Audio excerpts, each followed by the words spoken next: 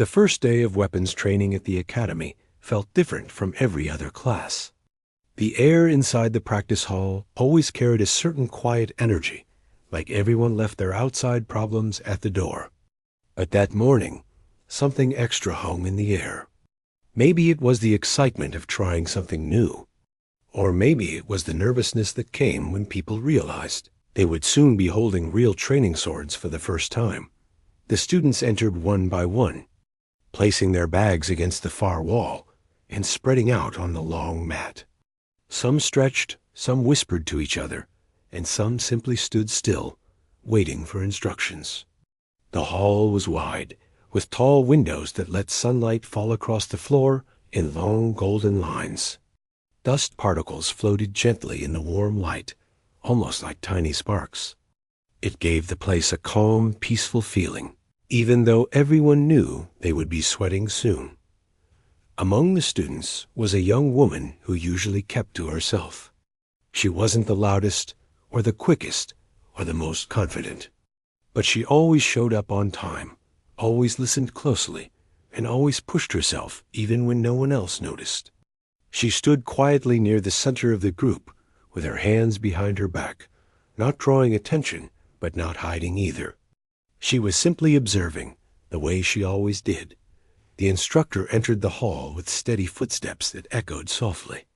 He was known for being experienced, not harsh or unkind, but firm. He believed in discipline and safety, and he believed in sticking to the traditions passed down through generations. When he stepped forward, everyone instinctively straightened their posture. He began by giving a short introduction about the importance of respecting the Tuve, weapons, and respecting each other.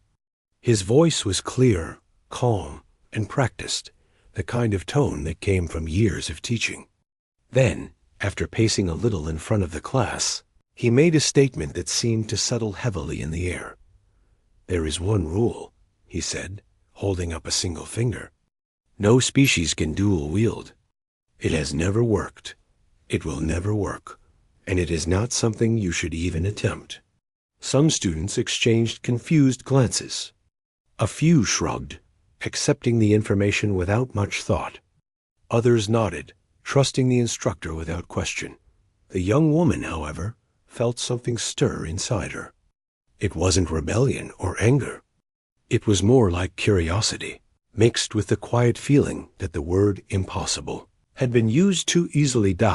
The instructor went on to explain why he believed dual-wielding was unrealistic. According to him, it required too much coordination, too much strength, and too much control. Managing even one sword was challenging enough. Managing two at the same time was a task no one, human or otherwise, could perform effectively. He said that in all his years of teaching and training, he had never seen anyone use two weapons without losing balance, dropping one, or putting themselves in danger. He spoke as though the matter was already settled, as though there was no reason to ever question the rule. After all, it was tradition, and traditions in the academy were rarely challenged. The students followed along politely, nodding as he spoke. But the young woman kept her eyes on the instructor with a thoughtful expression. She wasn't trying to be disrespectful. She simply didn't understand how something could be declared impossible without even giving it a fair try. The instructor then motioned toward the racks of wooden practice swords lined up neatly against the wall. The light from the windows reflected softly off the smooth surfaces. Each student would get one sword for the day's training. Only one. He pointed to the rack and told everyone to grab a weapon, reminding them again that they were only allowed to use one sword at a time. As the students walked over, chatting quietly or adjusting their grips, the young woman moved more slowly, observing the different sizes and weights of the swords. She picked one carefully, feeling its balance in her hand. It felt good, natural, even like something she had held before, even if she couldn't remember the last time she had used anything similar. The instructor demonstrated the first basic stance, and the students followed. The hall echoed with the light, tapping sounds of wooden swords shifting in grip or brushing against clothing. The instructor corrected a few postures, gave some tips, and explained how important footwork was. Throughout all this, the young woman listened attentively, but her mind kept drifting back to the statement the instructor had made earlier. No species can dual-wield. The words repeated in her head like a quiet echo. She wondered why such a strong statement needed to be made. Was it because people tried and failed? Was it because the tradition said so? Or was it simply because no one had taken the time to properly explore the possibility? To her, the idea of can't had always been a strange concept. She had experienced moments in her life when people told her she couldn't do something. Moments when even simple tasks felt like steep mountains. Especially after her injury, when doctors had gently explained that her arm might never regain full strength. But she had proved them wrong, slowly and painfully, one little movement at a time. She had learned that the human body and the human spirit were capable of surprising things when given patience and effort. So hearing someone declare that something was impossible instantly made her curious as the class continued. The instructor walked around, adjusting stances and correcting hand positions. He praised good focus and encouraged everyone to keep a steady breath. The young woman followed along perfectly, but at the back of her mind, the question kept growing stronger. Why can't someone dual-wield? What exactly made it impossible? Was it truly the limit of the body? Or was it the limit of belief? The morning training went on smoothly. Students grew more confident with each movement. Some laughed when they accidentally stepped the wrong way, and some grew frustrated when they couldn't keep their balance. The young woman remained steady, calm, and observant. At one point, the instructor demonstrated a fast downward strike. Everyone watched closely. His movements were sharp and controlled, showing decades of practice. He then repeated a sideways motion and explained why two swords would disrupt the body's center of gravity. Most students accepted his explanation immediately, but the young woman paid attention to the rhythm, the balance, and the footwork. She analyzed every detail without even realizing she was doing it.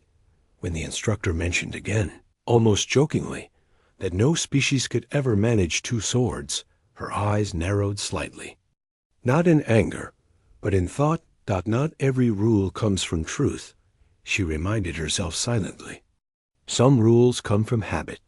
The rest of the class passed without incident, but the young woman's mind stayed active the entire time. Something inside her told her that the idea of dual-wielding wasn't dangerous or foolish, just unexplored. And unexplored things often get labeled impossible. By the time the instructor called for a break, the sun had shifted, and the hall felt warmer.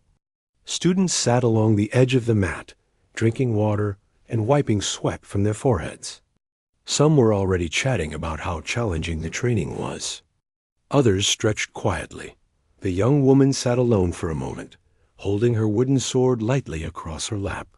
She looked out the tall windows at the sky outside, thinking deeply. She wasn't planning anything rebellious. She wasn't trying to prove anyone wrong for the sake of pride. She simply believed that limits shouldn't be declared without allowing room for possibility. As she watched the sunlight move across the mat, her eyes drifted toward two wooden swords left unattended near the rack. And although the moment was quiet, something inside her clicked, a small spark of curiosity, turning into a quiet but determined thought. Why should the word can't end the conversation? It was only the first part of the day, but something had already begun shifting inside her, setting the stage for a choice that would surprise everyone, including the instructor, and she didn't plan on backing away from that choice. The break time slowly passed, and the students began returning to the center of the hall for the next part of the training. The young woman stood up calmly, feeling the weight of her wooden sword in her hand. Something inside her felt different now. It wasn't loud or dramatic. It was a quiet decision forming, like a gentle push from somewhere deep inside her. The instructor clapped his hands lightly to gather everyone's attention. His voice carried its usual confidence as he announced the next set of drills. The students formed a line, spaced out evenly on the mat, each holding one wooden sword. The instructor walked back and forth in front of them, explaining how coordination mattered even more in the second part of the session. As everyone listened, the young woman found herself drifting into thought again. She remembered times in her past when people told her something couldn't be done. Back then, she had almost believed them. Her injury had left her feeling helpless for a long time, and every small movement she regained felt like a slow argument against the word never. She had learned to be careful, patient, but she also learned that limits sometimes came from fear, tradition, or assumptions, not from truth. And now, hearing the instructor confidently repeat a rule without room for question reminded her of those days. The instructor demonstrated another set of movements, swinging the wooden sword in smooth, practiced arcs. He explained each step clearly, showing how the body should shift, how the feet should pivot, and how the arms should lift and lower with control. The students followed closely, copying his motions. The young woman moved in sync with everyone else, but her thoughts kept returning to the earlier statement. No species can dual wield. The more she thought about it, the more it felt like a challenge. Not a challenge from the instructor, but a challenge from life itself. One of those moments that tests whether a person accepts a rule just because it has always been there. She didn't want to cause trouble or break safety rules. That wasn't her nature. But she also believed that things deserved to be tested before being called impossible. The instructor continued speaking, giving advice, correcting postures, praising those who improved. The class trusted him completely, and for good reason. He had years of experience. He knew the art well. But even experts could miss possibilities. As the students practiced, their wooden swords made soft swishing sounds in the air. The hall felt warm now, filled with focused breaths and determined faces. Some students were still struggling to keep balance, and others were repeating footwork slowly, trying to remember the steps. The young woman followed the movements naturally, but her mind kept drifting back to the two swords she had noticed earlier. Every now and then, she caught herself glancing at them. She wasn't planning to grab them yet. She knew timing mattered. She knew respect mattered too. But she also knew that curiosity could grow into courage if you held on to it long enough. A few classmates noticed her deep focus, though they didn't know what she was thinking. They assumed she was just taking the training seriously, which she always did. No one realized she was questioning a rule that had stood in the academy for years. The instructor moved to the front again and demonstrated a more complicated step sequence. It required shifting weight from one foot to the other, rotating the body slightly, and bringing the sword down in a clean motion. The students watched carefully, some frowning with concentration. As everyone practiced the movement. The instructor suddenly said with a small laugh, "And this is one more reason why dual wielding is impossible. Your body can barely handle the weight shift with one sword. Imagine holding two." The class laughed lightly. They weren't mocking anyone. They were simply reacting to the instructor's confidence. But the young woman didn't laugh. She didn't frown either. She simply listened and absorbed the moment. She wasn't offended. She just didn't believe in the idea of shutting a door without checking what was behind it. The instructor walked to her side and watched her form. He nodded approvingly. "Good posture," he said. "You always move with intention." She thanked him softly, but she didn't mention the thought that had been growing inside her since the start of the session. She didn't want to interrupt the class or challenge him publicly. She was never that type of person. She preferred actions over arguments. As the lesson continued, she noticed the instructor occasionally glancing at the students who struggled more. He was patient, helping them adjust. He never raised his voice or grew irritated. It made her respect him more, and that respect made her even more certain that she wanted to show him that impossibility sometimes just meant untried. When the instructor called for partner exercises, the room filled with light chatter as students paired up. The young woman ended up with a tall student who was friendly but slightly clumsy with his footwork. He apologized more than he needed to, and she reassured him gently that mistakes were part of learning. Together, they practiced slow, controlled movements, nothing dangerous, just simple coordination drills. She guided him patiently, showing him how to read timing and match pace. He gradually improved, smiling a little each time he got a step right. Working with him reminded her why she loved training. Everyone in the room had a different story, a different struggle, a different reason for learning. But they all came together in the same place, trying their best to grow. Yet even as she helped her partner, the thought of dual-wielding stayed with her. It sat quietly in the back of her mind, refusing to disappear. After several minutes of partner drills, the instructor signaled everyone to return to the center of the mat. He gave feedback, praised progress, and reminded everyone to stay hydrated. The session wasn't over yet, but they were nearing the end of the main training. The young woman wiped sweat from her forehead and took a small breath, steadying herself. She knew the moment would come soon. She didn't want to rush it or act without care. She simply knew she couldn't ignore the pull. She felt the pull to question the rule, not out of pride, but out of a desire to learn. When the instructor turned to adjust a stand of equipment, her eyes drifted once again toward the two wooden swords left at the side. They were identical to the one she was already holding, just waiting quietly, unnoticed by everyone else. Her heartbeat didn't speed up. Her hands didn't shake. She didn't feel nervous or rebellious. She simply felt honest. Honest to herself, honest to her own curiosity, honest to her belief that can't should be proven.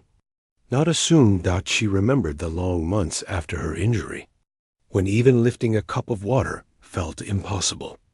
She remembered how slowly her strength returned, how many times she fell behind in therapy sessions, how often she wanted to give up.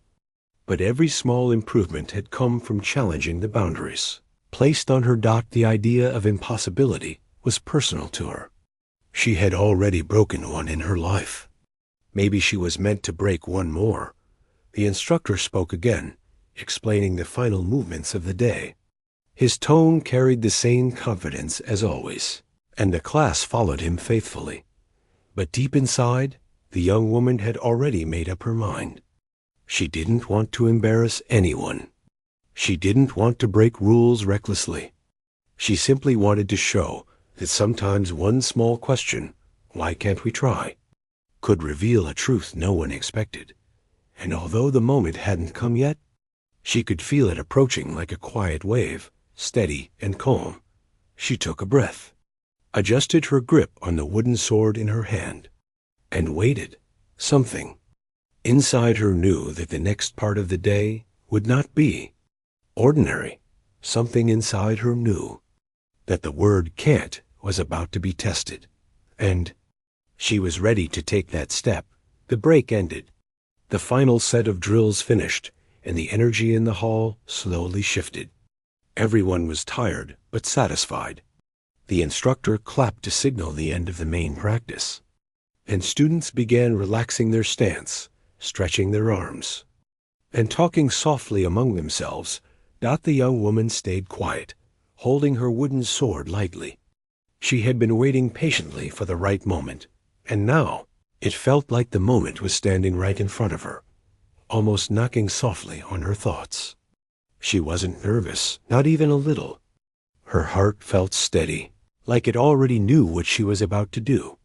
The instructor moved toward the equipment area to organize a few items.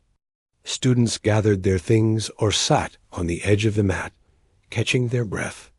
The room felt calm, almost peaceful. Two wooden swords lay on the floor near the rack, exactly where she had seen them before. No one had touched them. They were simply there, waiting. She looked at them for a long second. Then she exhaled slowly, almost like releasing a thought she had been holding all morning. She stepped forward. Her footsteps were light and quiet. But in her mind, the moment felt loud in meaning, not in sound. She bent down and reached for one of the swords. Her fingers wrapped around the smooth handle naturally, as if she had always held two weapons instead of one. Her classmates didn't notice at first. They were talking, laughing lightly, wiping sweat, or adjusting their uniforms. Even the instructor hadn't turned around yet. But then she lifted the second sword.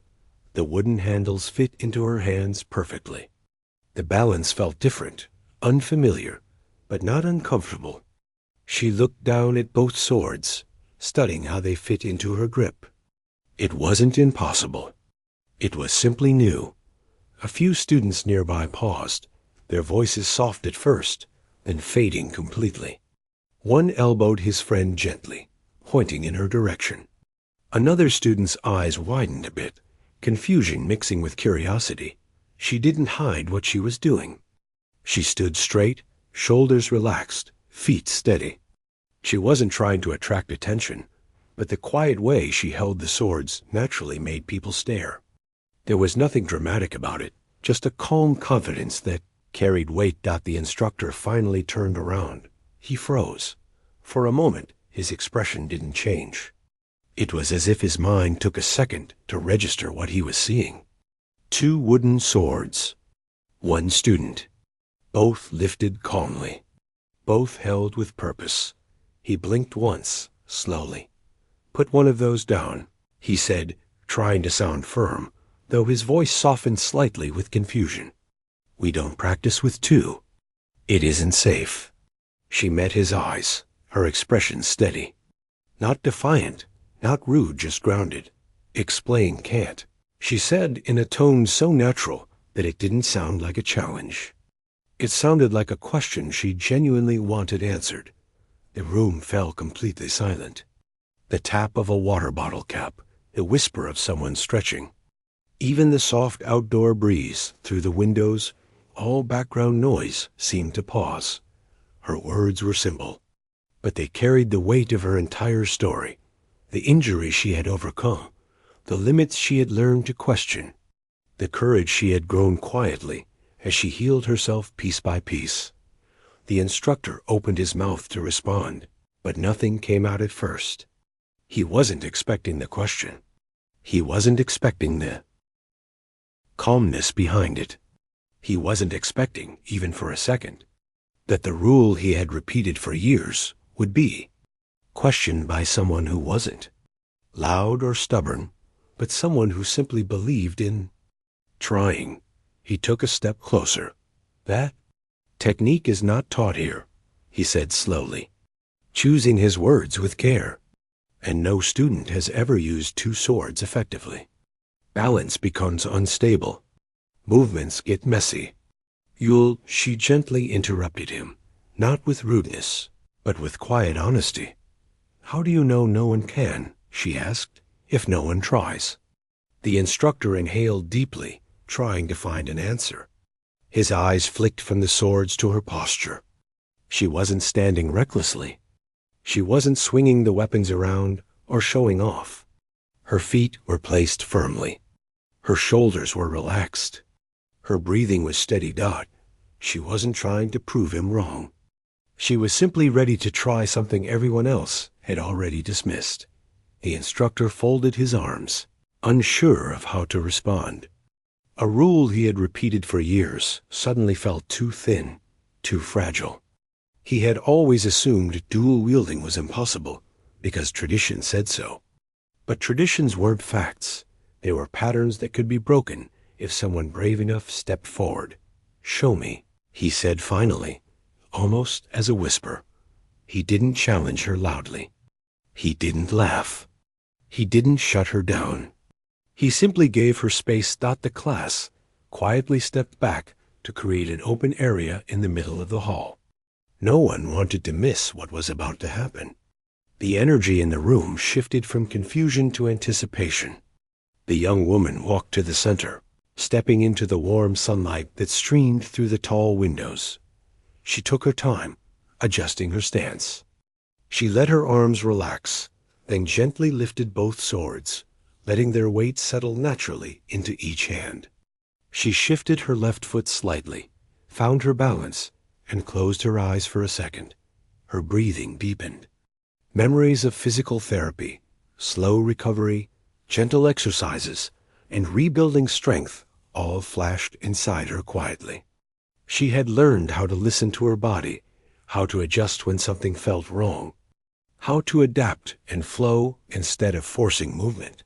Now, with 2 wooden swords in hand, that history became her strength. She opened her eyes. Her first movement was slow, smooth, almost cautious. She didn't swing wildly. She simply lifted the swords in gentle arcs, letting her body adjust to the rhythm. The wooden blades traced soft lines through the air, not fast or flashy, but controlled. Her classmates watched with their mouths slightly open. The instructor watched more closely than anyone else. He didn't blink. He didn't breathe deeply.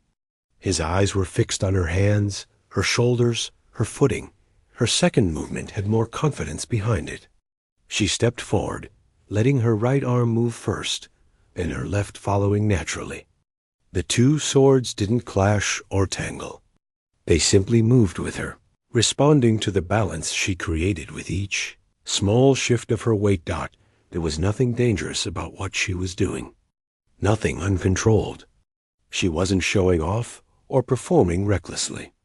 She was simply demonstrating that can't often meant never tried properly. Her third movement flowed even better. She adjusted her grip slightly, lifting both blades in a gentle curve outward. Her feet glided across the mat quietly. Her shoulders stayed relaxed.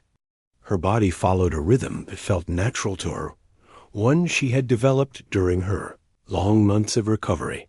Not one movement was rushed. Not one motion looked unsafe. That the instructor's eyebrows slowly lifted, not in shock, but in realization. He had expected her to lose balance, drop a sword, or stumble.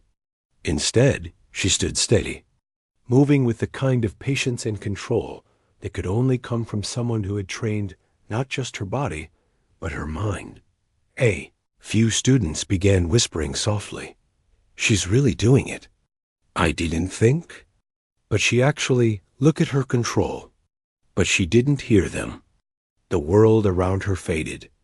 All she felt was the gentle weight of the wooden swords, the ground beneath her feet, and the calmness of giving something new an honest try. Her final movement was slower, like a soft bow of respect to the moment itself. She lowered both swords gently and exhaled. The room was silent again. She didn't smile. She didn't seek applause. She simply lifted her gaze toward the instructor, her expression steady, not proud, not arrogant, just present. The instructor stepped closer. For a few seconds, he didn't say anything. His eyes remained on the swords, then on her posture, then back to her hands. Finally, his breath left him in a quiet sigh. "I've never seen anyone do that before," he said. She didn't respond with excitement or triumph. She simply nodded once and spoke with the same calm tone she had used earlier. "Sometimes you only see something," she said softly, "after someone tries." The instructor didn't argue. He didn't try to defend the old rule. He didn't pretend he hadn't seen what he saw. In that quiet hall, with sunlight stretching across the floor and students gathered in stillness, something subtle but powerful changed. Not just for her, for everyone in the room, and most of all for the instructor who had just witnessed the moment where can't met its first real challenge. The hall felt strangely quiet after she finished her movements. It wasn't the kind of silence that comes from awkwardness or confusion. It was the kind that forms when people witness something they didn't expect, something small but meaningful. The young woman slowly lowered the 2 wooden swords, until they rested lightly against her sides. Her breathing was calm, steady, not even slightly shaken. She hadn't acted dramatic or powerful or proud. She had simply moved the way her body knew how to move. A few students glanced at each other, their expressions a mix of surprise and curiosity. Some whispered soft comments under their breath. Others just stared, still trying to understand what they had seen. No one had imagined a quiet classmate, someone who barely spoke, would be the one to challenge a rule everyone had accepted without question. The instructor stepped closer to her, studying her posture with a seriousness she had never seen from him before. Not anger, not frustration, something else. Something like deep thought. He had dedicated years to teaching, years to practicing what he believed were the limits of technique. Now one calm student had opened a small crack in those limits, not by arguing, not by showing off, but by demonstrating. She didn't stand tall like a champion. She didn't smile like someone who had proved a point. She simply waited, respectful and patient, holding the wooden swords loosely, letting the moment breathe. "Try again," the instructor finally said. His voice held no irritation. If anything, it carried curiosity, real curiosity. The class grew quiet once more. The students shifted, creating a little more space around her. The sunlight from the high windows stretched out across the floor, touching the open area where she stood. She nodded gently. This time she didn't rush into the movement. She began by adjusting her stance, shifting her feet until she felt centered. She closed her eyes for a moment, letting her thoughts settle. She wasn't thinking about impressing anyone. She wasn't thinking about breaking a rule. She was thinking about balance, how her body had learned to find it again after months of slow recovery. When she lifted both swords, it wasn't with force. It was with ease. Her arms rose in a rhythm that matched her breathing. She stepped forward, allowing her left hand to move first, then her right. The swords followed a natural pattern, like two streams of water flowing around stones. Her classmates watched closely. A few leaned forward slightly. Someone whispered, "How is she doing that?" But the whisper sounded more like admiration than disbelief. She turned her body slowly, letting both swords shift into a new position. Her shoulders didn't tense. Her elbows stayed relaxed. The wooden blades moved cleanly through the air without clashing. Every movement looked simple, even though everyone knew it wasn't. The instructor followed her motion with careful eyes. He leaned forward slightly, not invading her space, but studying every detail like a student learning something new. He watched the way her feet slid across the mat without losing control, the way her hands moved independently but still in harmony, the way her breathing stayed calm. She switched directions slowly, letting each sword trace a soft arc. It wasn't fast. It wasn't flashy. It wasn't a performance. It looked like practice, gentle, patient, meaningful practice. And that made it powerful. Most people imagine breakthroughs as big, loud moments. But this wasn't like that. This was quiet, natural, as if she was doing something her body had always known how to do, waiting for the day she had courage to try. Her classmates didn't clap or cheer. They just watched, completely engaged, their eyes following each movement as if they were learning something rare.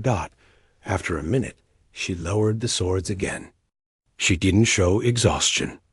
She showed calm steadiness. She looked at the instructor, waiting for his reaction.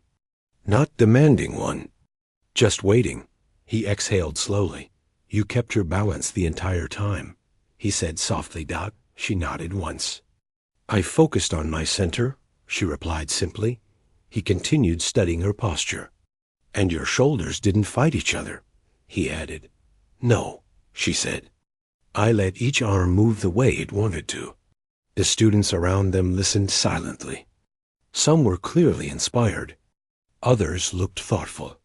A few even looked like they wanted to try holding two swords themselves, but were too shy. The instructor hesitated before speaking again. Do one more movement, he said. Only if you feel comfortable. I do, she answered. She took a breath and lifted the swords again. This time, she tried combining two of the movements they had practiced earlier in the day. She stepped forward, letting the right sword rise first, then shifted her weight gently to bring the left sword forward in a sweeping motion. Her feet followed naturally, her body adapting to each small change. The instructor took a step back to give her room. Students leaned forward again, watching with full attention. She moved with greater confidence now.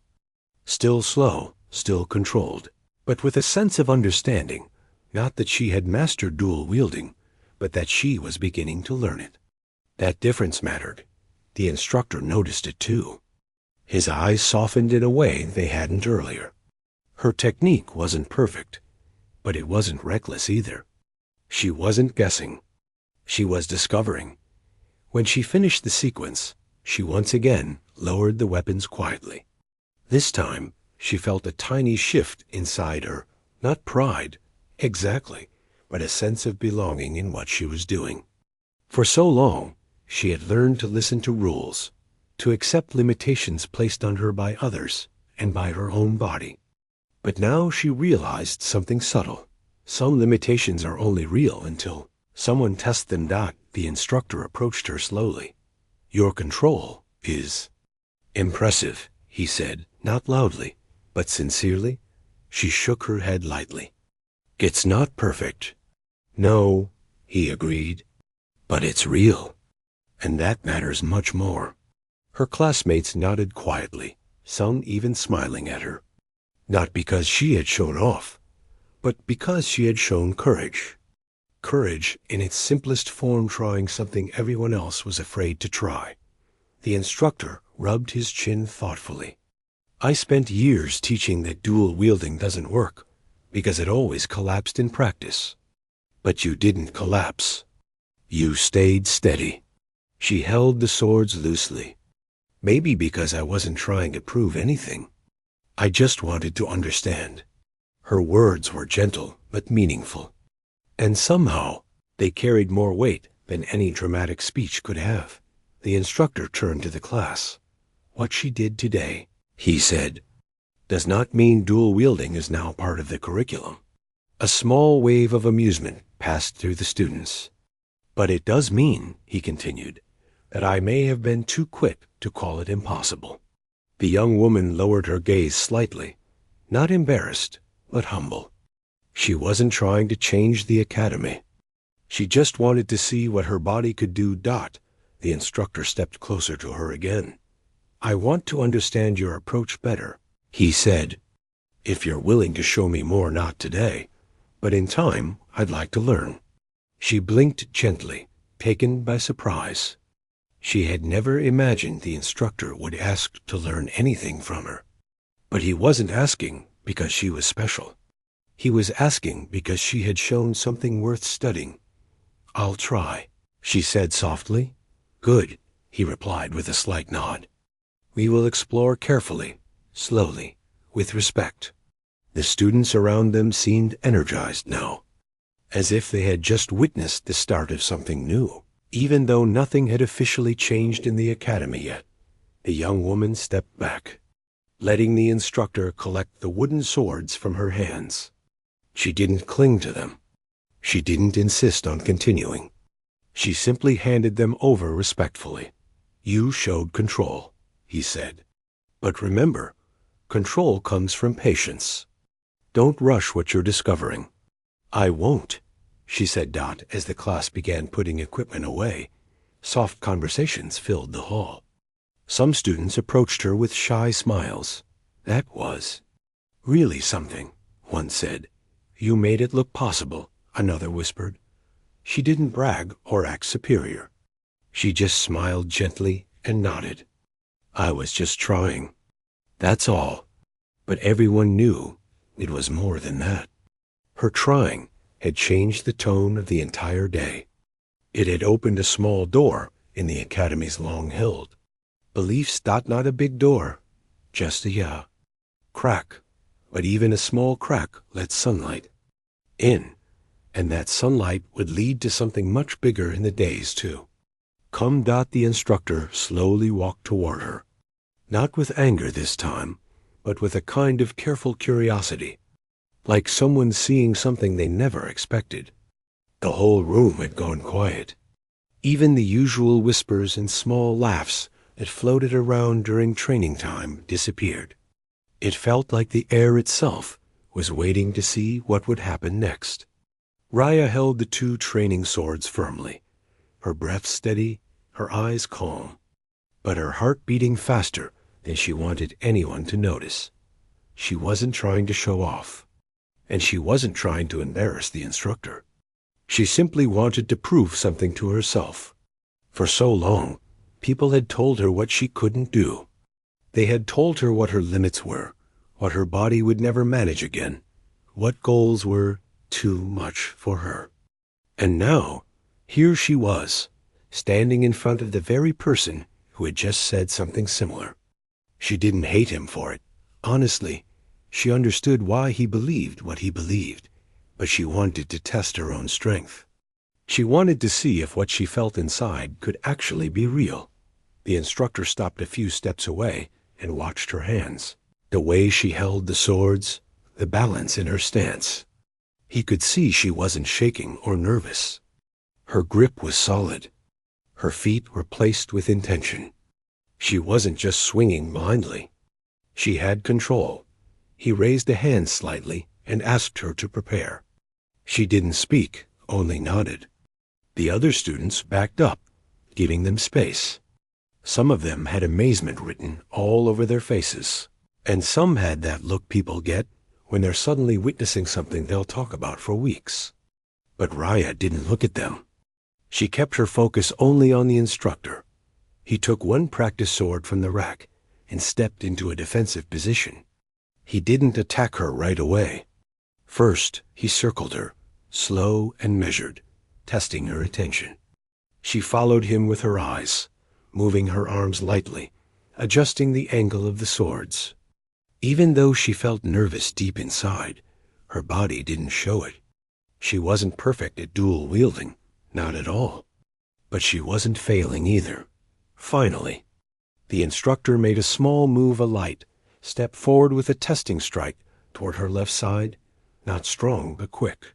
Raya's left sword came up smoothly, blocking it with a soft tap instead of a loud clash. She didn't overreact, didn't lose balance, didn't swing wildly. She simply blocked, then repositioned herself. The instructor pulled back, now genuinely surprised. He tried again, this time toward her right side, a bit faster. Raya shifted her weight and blocked the second strike with her right sword, almost the same way she blocked the first. A small wave of excitement went through the watching students. Some whispered, some gasped. Raya ignored all of it. She was focused on the movement, the timing, the feeling of balance flowing through her body. The instructor waited a moment before stepping back and narrowing his eyes. Now he understood she wasn't trying to joke around or push boundaries loosely. She had skill. Not expert-level skill, of course, but the kind of natural instinct people usually needed years to develop. And she was holding two weapons. Something he had said earlier was impossible. He decided to raise the difficulty. This time, he moved forward with a more real attack, not dangerous, not fast enough to hurt her, but sharp enough to test her reactions for real. Raya wasn't expecting the sudden change in speed, but her body reacted before her mind had time to panic. Her left sword came down, her right sword came up, and in 3 quick movements, she blocked, angled, and reset her stance. The sound of the wooden swords meeting filled the training hall. It wasn't the sound of someone barely managing. It was the sound of someone who knew how to control force. The instructor stepped back once more, this time with a long exhale that almost sounded like disbelief. He wasn't annoyed. He wasn't frustrated. He was impressed, more impressed than he wanted to admit out loud. Raya steadied her breath, but inside she was shocked. She hadn't expected to block that attack. She had just moved, letting her body lead before fear could interfere. She didn't feel powerful. She felt present. Every sound, every movement, every heartbeat felt sharpened.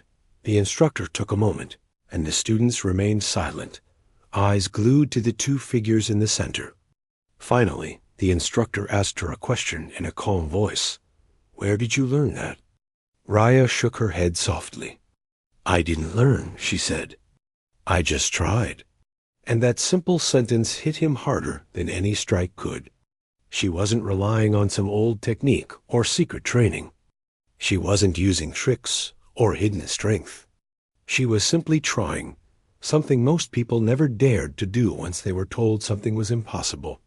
The instructor walked closer again and asked her to prepare for another round.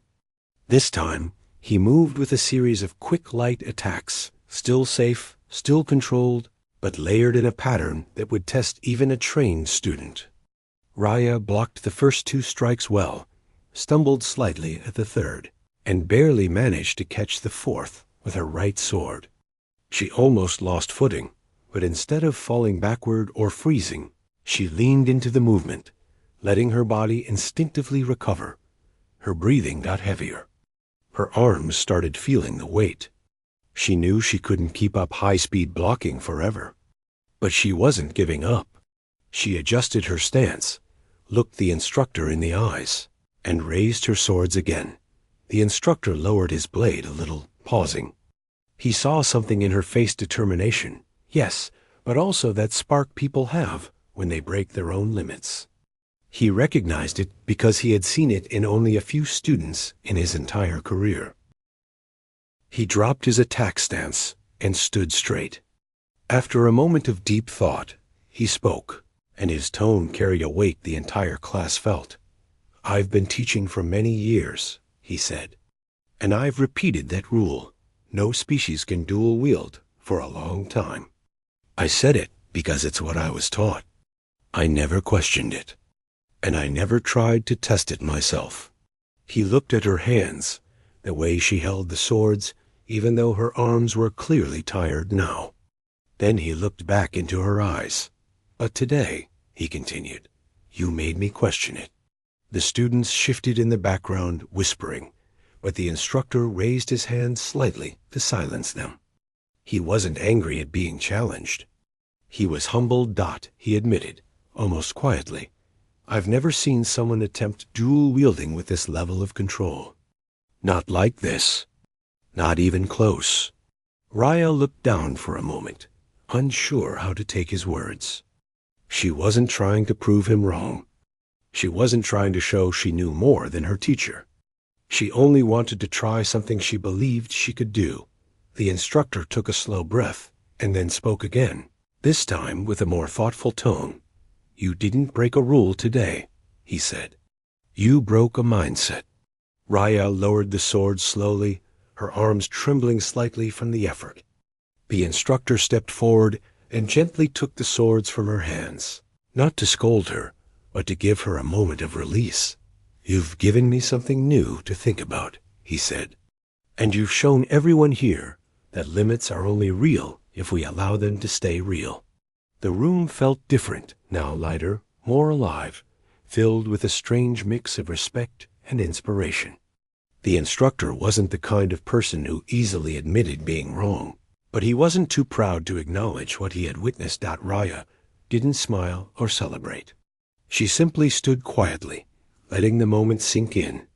She never thought the instructor would change his mind even a little, especially not in front of the whole class.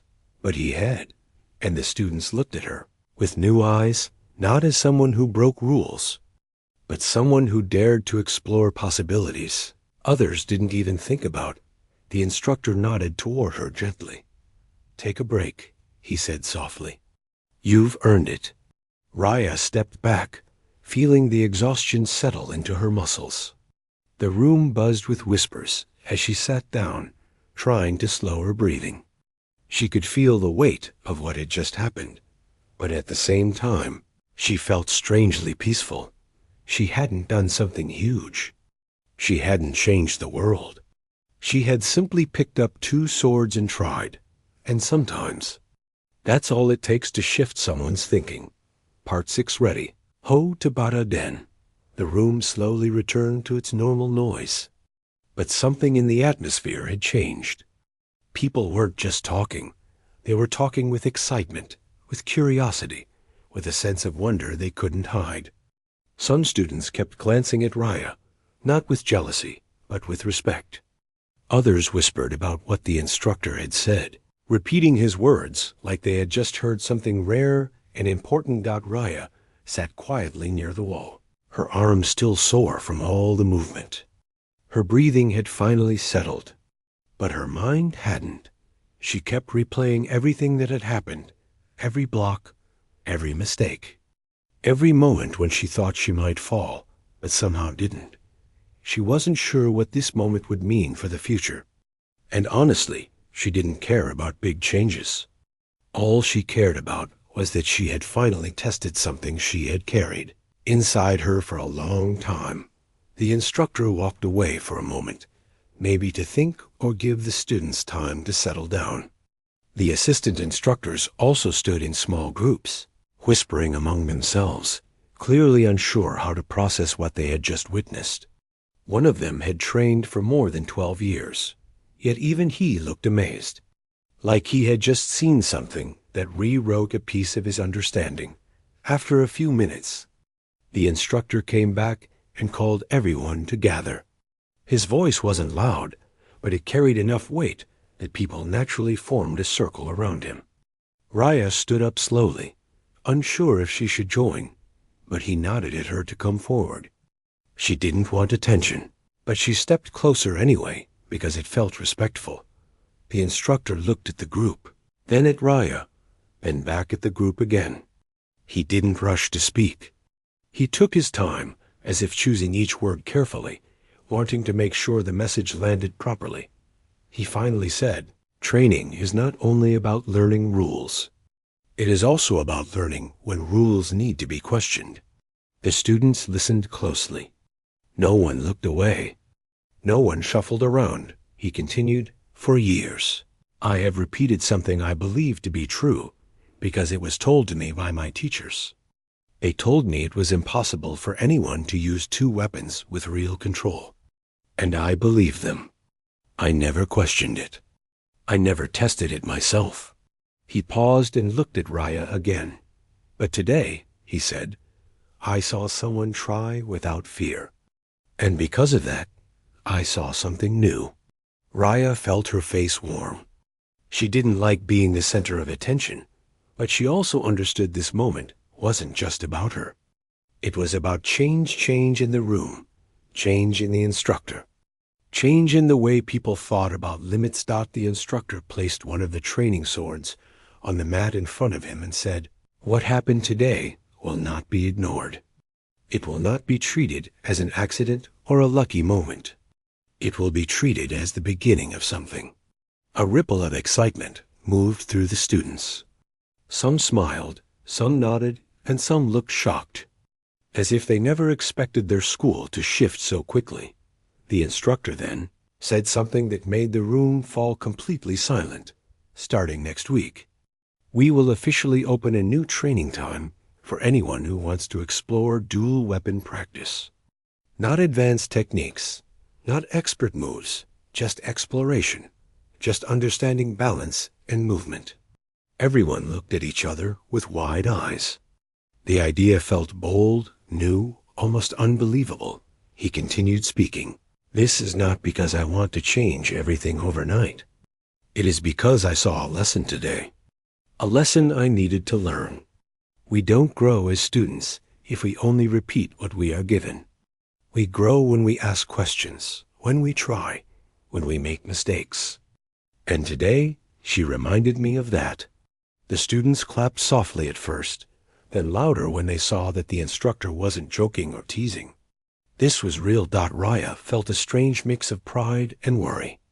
She didn't want people to think she was trying to lead something or replace the instructor's teachings. She had only wanted to test herself.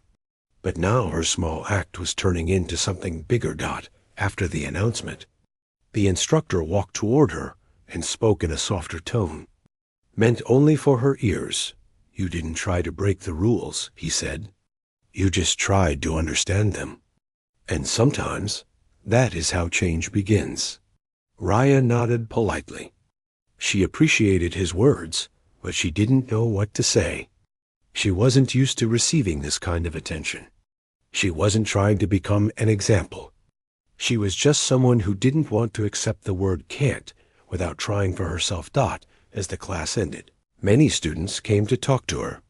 One of them said, "How did you do that?" Another said, "I didn't know dual wielding was even possible." Another added with admiration, "You made it look real, not like a movie trick." Raya didn't have a grand explanation. She simply told them, "I just moved. I didn't think too much." They laughed, amazed by how simple her answer was. When most people left, the instructor stayed behind, cleaning up the equipment and resetting things for the next class. Raya began to leave, but he stopped her with a small hand gesture. He said, "You should rest your arms tonight. They will hurt tomorrow." His tone was half serious, half humorous. She smiled for the first time that day and said, "They already hurt now." The instructor chuckled softly.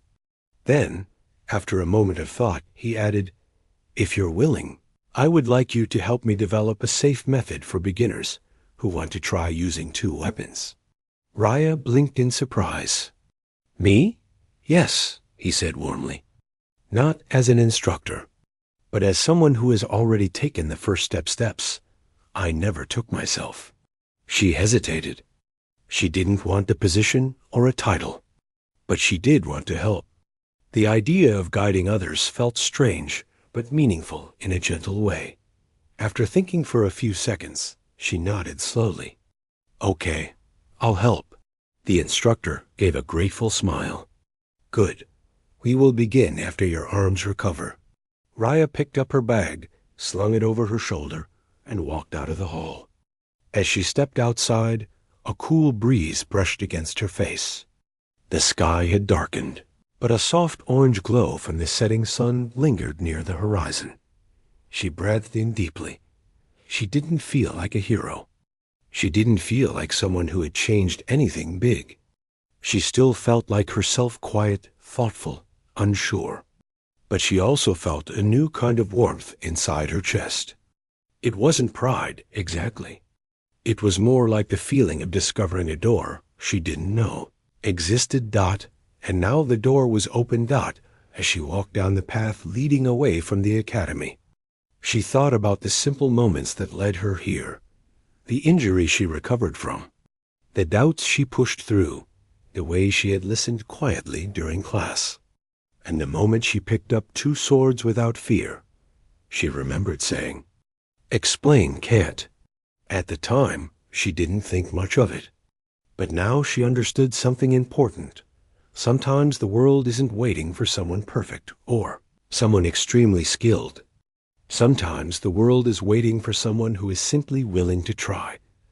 When she reached home, she placed her bag down and sat on the edge of her bee.